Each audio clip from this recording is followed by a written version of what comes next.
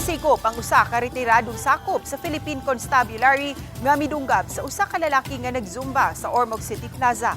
Base sa inisyal nga investigasyon sa kapulisan, samtang nagzumba ang biktima kinsa usa ka kawani sa gobyerno, kalit lang siyang gidunggab sa sospek nga taga Barangay Libertad.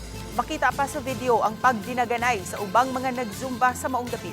Ang biktima kinsa nakaangkon og duha ka sama dinunggaban sa kilid ug sa iyang likod, ana-ana sa luwas nga kahimtang human gida sa tampalanan.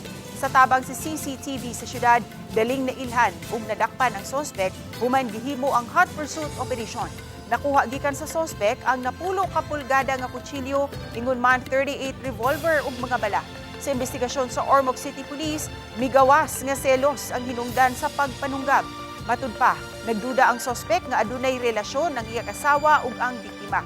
Mag-atubang siya og kasong illegal possession of firearms and ammunition, ingon man frustrated murder.